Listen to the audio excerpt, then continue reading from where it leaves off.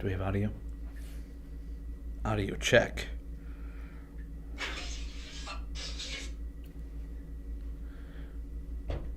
Yay? Yay, nay?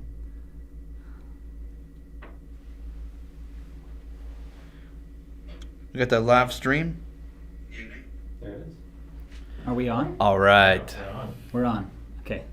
I'm live, you're Man, live. we're going to delete all of that. Viewers are live.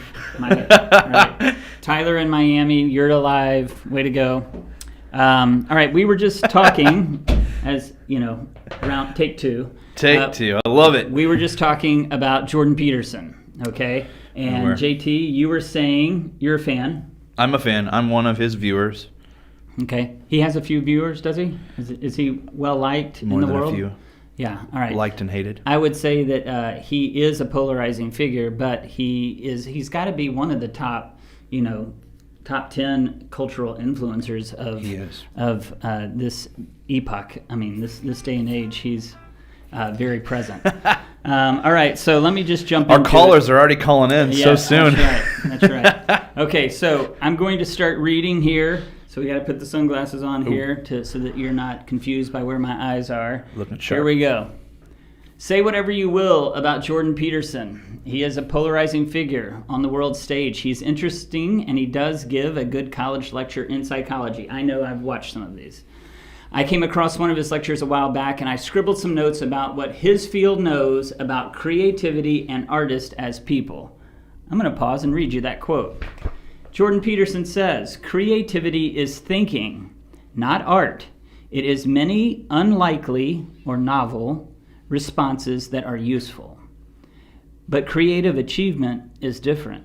Now we're talking about the ability to take creative output and implement it in the world." I thought that was a fantastic quote. That explains a lot about what we do. Sure All does. right, so here we go. So, creative work is an art. I have a friend who teaches art theory at a university, and he says that the artist's primary impulse is to see that things that are in his head live in the world. He says he is compelled forward to manifest a thing because it drives him kind of crazy to not get it out of his mind and into existence. I feel that all the time. He just really wants to know, what would that look like? So I make art. Now, professional creative services are not art. We deploy many unlikely or novel responses to solve actual problems. We solve the problems associated with not being memorable or accidental confusion or differentiation. We communicate. We help people get to where they need to go, finding what solutions make the most sense and how executive teams can best build delight into their audiences. Creative teams look to produce a collateral that is dynamic, useful, valuable, because it is rare. To that end, we do love for our creative staff to actually be artists in their daily life. It makes us better at bringing beautiful things to life in the marketplace. We've had professional musicians, painters, also you, poets, I don't know if you do poetry, songwriters, hype videos just for fun, nutty people. Once you prime the pump of creative ideas and output, you can't hardly turn them off. The goal of creative output. Since we run a creative agency, we use artistic creativity in a way that is appropriate to a client's needs. It should be memorable because it is wonderfully appropriate and lovely. We need an expression that is simple and joy-producing across platforms at any scale in various environments. So the word artifice is often used according to its first definition, which is deception or trickery. But that isn't its only definition. It also means cleverness or ingenuity in making or doing something, art or skill. Now, I will say brands have been increasingly investing in actual art, not in terms of an art collection per se as like a portfolio piece, but hiring art creation to augment their brand position. When a great restaurant hires a mural artist in for a stunning installation piece, they intentionally look to build brand weight or gravitas by aligning with the mural artist. You see this brand-led investment in leatherwork, professional photography, light installations, art displays, etc. The environment. The environment. Here's a story of a hotel that almost got there. I was recently in a great hotel in Idaho, mid-century bones, interesting paneling and lights. It had so much going for it. It was like 92% of the way there. It was so close. Their directional and room title signage was slapdash, and they had display lighting pointing at rather cheap, run-of-the-mill, ubiquitous photographs.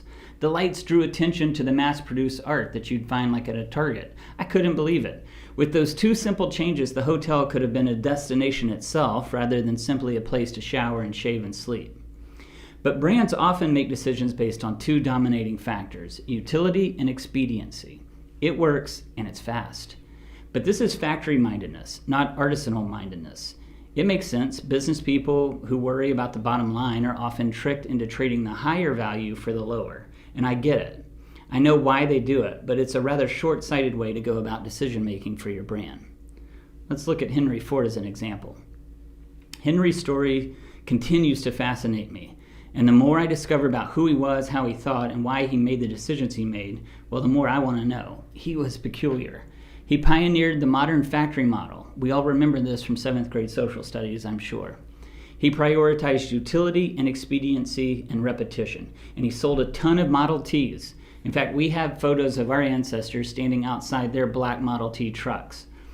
Give the American homesteader something he can drive into town to go to the bank or the store or church. It comes in black and only black, and it is affordable. It works. Henry cracked that code. But that isn't how Ford operates today. Watch the product reviews of the new Ford Bronco. They are doing 100 little, not because we have to, but because we want to thrill our customer base addition to those things. Pause. Here we go. I'm going to actually just itemize some of the things that Ford is doing on this Bronco. Let's do it. Here are 5 or 6 things. 1, there is a bottle opener metal cut in the rear cargo area, just in case you need to pop one. All right. 2, it actually has engraved coordinates, 34.5261 north, 116 by 0.75685 west, which leads to Johnson Valley, California, home of the King of Hammers race, which Ford sponsors. So they stamp that inside the wheel well. When the gas cap door is open, the owner gets a nifty view of a trio of first-gen Ford Bronco models, also stamped, little icons. The start-stop button to get the thing going, it contains a bit of an Easter egg itself because the shape is identical to the Ford Bronco's headlights. The badge located beneath the shifter contains quite a bit of information, including the fact that the Bronco is produced at the Ford Michigan assembly plant. And near the back tie-down hooks, there's a little bitty lasso engraved in the metal. So again, Ford is just looking for all these different ways to make sure that their customer base it's is super attention to psyched. detail. That's right. Yeah. Yeah. All right. So back to it. All right. Henry Ford would have said, why the hell would you do that? Well, because it's fun, cool feature that only hardcore devotees and insiders and Easter egg hunters will enjoy. Poor Henry would be dumbfounded. When you can select from hundreds of trucks, yours has to develop a mystique to enchant the buyer. That is achieved via artifice, the skillful application of creative thinking to solve the problem of wooing the customer segment. All right. Early on, Henry's creativity was deployed to solve simple objectives. Does it work? And is it a fast solution were his primary guardrails? Henry used his creativity within that framework. Those aren't the barriers today, and the Ford leadership knows that the cost of stamping the coordinates in the wheel wells is worth the extra expense. In summary, creative professional services aren't art, but they better be beautiful, unexpected, and cause the heart of the audience to leap out of their chest. Artifice takes time and money and expertise, but it should yield fantastic results that translate to revenue for a business. And there we are. So JT, I have my brands that I love because I see that they're actually courting and wooing me all the time. I love it. Can't wait to hear them. Who are yours? All right. Thanks for letting me know what you were going to ask me before we started. Yeah, you're welcome. So I can be a little prepared. You're welcome. The two that I have are Martin guitars and Wrigley gum. Go on. So I'll start with Martin guitars. I am a huge Martin fan. Love it. I think I own 6 Martin guitars. Okay. Because It's I love them. excessive. I love them so much, and they all have the right sound for me. But I've always enjoyed the brand of Martin. I've always enjoyed being a member of the Martin membership team and receiving magazines and strings and picks and all sorts of little things like that they put out.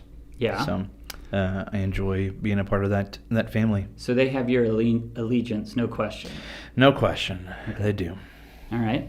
And what was the other one? This was kind of weird. Wrigley gum.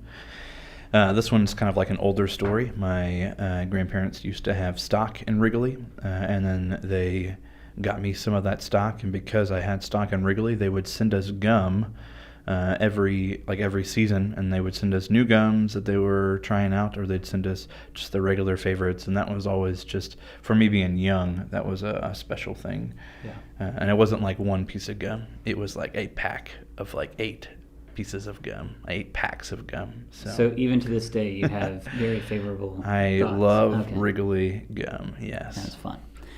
Mine would be Volvo. I have a very old Volvo 240, the kind that was built back in the Cold War. She's beautiful. Yeah. And she's got like 330,000 miles on her, and my teenage kids drive the it's an old station wagon is what it is. Yeah, they were pumped about it the other day. They were pumped. We "This is got my it ride." washed and waxed. It's very exciting. No air conditioning though, and that's kind of a bummer. But the reason I say Volvo is because they, when they noticed that you were getting close to 100,000 miles, if it was maintained at the dealership, they would actually send you a badge for the front of your grill, and it would say you are registered in the 100,000 mile club. And 100K. Then when I hit 200,000 miles, they sent me a 200,000 mile badge. And now I have a 300,000 mile badge. And this idea is that you didn't know you were part of this club, but you're in the high mileage club. And then it used to be the case that if you hit 1 million, you could get a new. They would drop off a new Volvo for you. Oh. Yeah. Okay, but we'll keep it going, Mark. Come on. I don't know. Like the clock is ticking. I'm not. 300K. Yeah. That's good. Anyway, well, this has been a fun edition, and thank you guys for tuning in for live-ish from the bunker. Take care.